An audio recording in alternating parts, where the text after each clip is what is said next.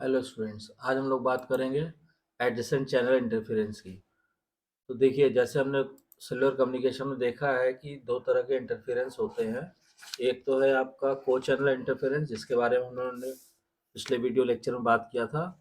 आज हम लोग डिस्कस करेंगे एडजेसेंट चैनल इंटरफेरेंस। देखिए, एडजेसेंट चैनल इंटरफेरेंस क्या होता है। First we write adjacent channel interference. Adjacent channel interference occurs when transmission from adjacent channels। और एडजेसेंट चैनल क्या होते हैं, आपको मालूम है कि channels next to one another in the frequency domain are called adjacent channel. तो adjacent channel interference occurs when transmission from adjacent channels interfere with each other. मतलब कि से सपोज कीजिए, मान लीजिए एक आपका ये है चैनल और इसके साथ एडजेसेंट दूसरा सेल ये है। तो इनका आपस में जो इंटरफेरेंस होगा फ्रीक्वेंसी का, that is called adjacent channel interference. Adjacent channel interference results from imperfect filters in receivers that allow nearby frequency to enter the receiver। Adjacent channel interference होता क्या है, क्यों है? क्योंकि रिसीवर का अगर रिसीवर पे जो फिल्टर लगा हुआ है वो अगर परफेक्टली नहीं काम करा कर रहा या वेरी एफिशिएंट नहीं है और वो नियर बाई फ्रीक्वेंसी को भी अलाउ कर दे रहा है, तो फिर एडजेसेंट चैनल इंटरफेरेंस एग्जिस्ट करता है। Adjacent channel interference is most prevalent when an adjacent channel is transmitting very close to a mobile unit's receiver. At the same time, the mobile unit is trying to receive transmission from the base station on an adjacent frequency।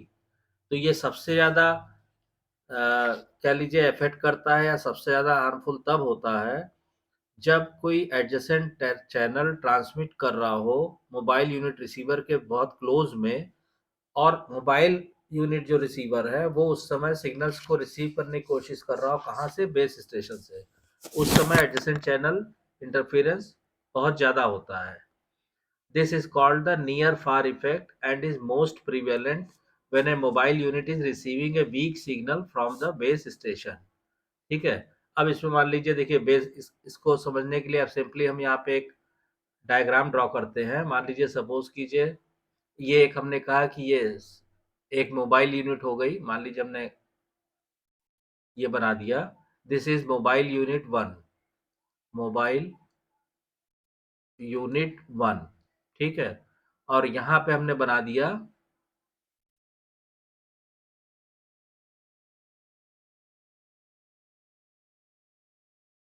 ये, मान लीजिए हो गया हमारा mobile unit two. Mobile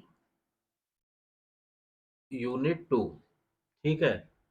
और base station कहाँ पे? यहाँ पे हमने कहीं बना दिया इसका बेस स्टेशन। समझ लीजिए ये है, यहाँ पे ये टावर लगा हुआ, ये बेस स्टेशन है। ठीक। इसको आप, अब इसमें क्या होगा कि adjacent channel interference is as shown in the figure. अब इसमें क्या होगा कि यहाँ से मान लीजिए बेस स्टेशन से ये सिग्नल रिसीव कर रहा है मोबाइल यूनिट वन, और यहाँ से बेस स्टेशन से सिग्नल रिसीव कर रहा है mobile unit to.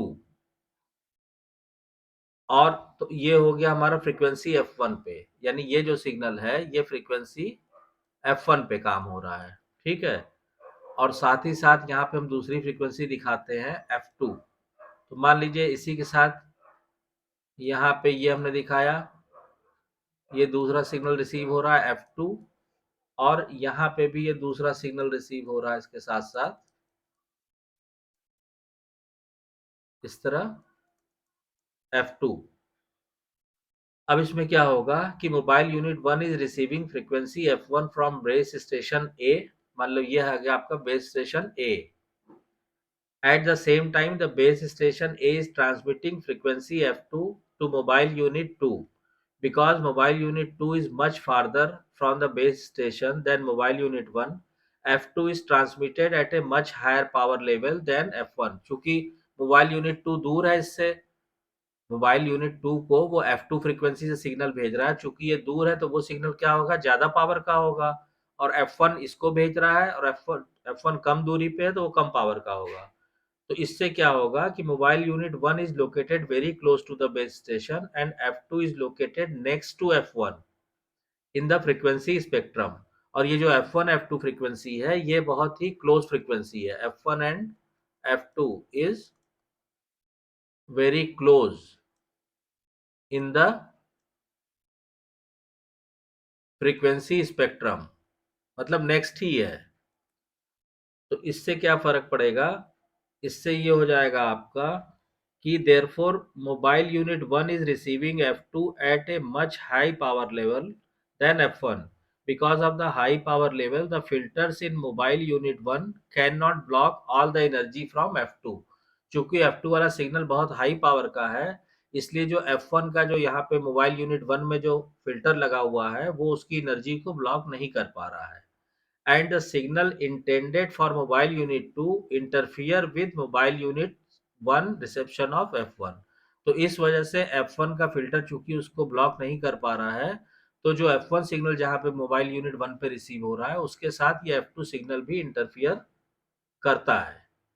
Also, F1 does not interfere with mobile unit 2's reception because F1 is received at a much lower power level than F2।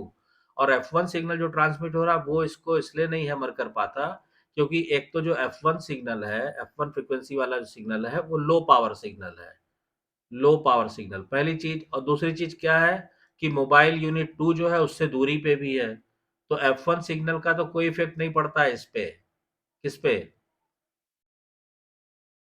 Mobile unit 2 पे, लेकिन F2 signal interfere करता है mobile unit 1 के receiver को। तो इसी को बोलते हैं एडजेसेंट चैनल इंटरफेरेंस। ठीक है। और इसमें एक चीज जो ध्यान देने वाली है वो ये है कि ये तो हमने आपको बता दिया कि F1 does not interfere with mobile unit 2 reception because F1 is received at a much lower power level than F2। अब फिल्टर रिस्पांस की अगर हम बात करेंगे यहाँ पे, तो मान लीजिए हमने यहाँ पे हमने बना दिया कि से फिल्टर रिस्पांस ये बनाया हमने इस तरह से F1 हो गया, F2 हो गया, F3 हो गया, F4 हो गया, F5 हो गया।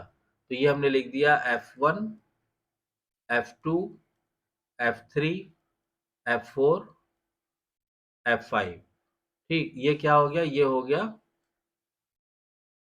Filter response. अब इसमें क्या होगा कि imperfect filtering allows some of the F2 signal to enter the receiver and interfere with F1। तो ये जो F2 सिग्नल है ये इंटरफियर करेगा F1 के साथ।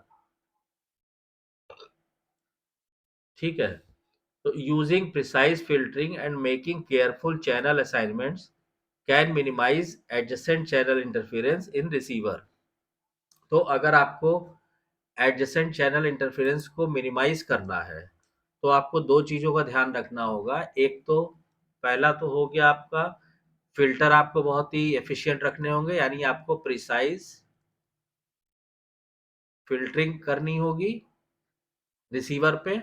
और सेकंड जो है आपका वो ये है कि चैनल असाइनमेंट्स को केयरफुल्ली करना होगा।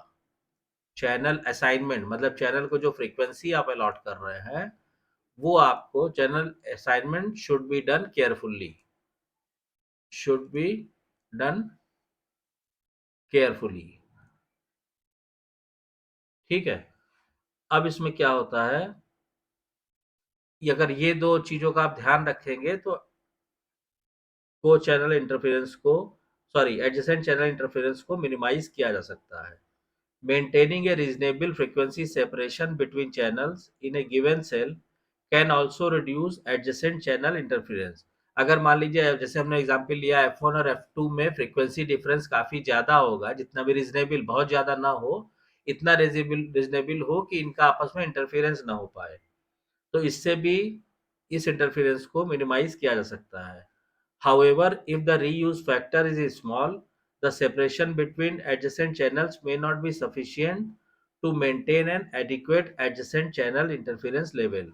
अब इसमें क्या है कि अगर रीयूज फैक्टर स्मॉल है, if reuse factor is small,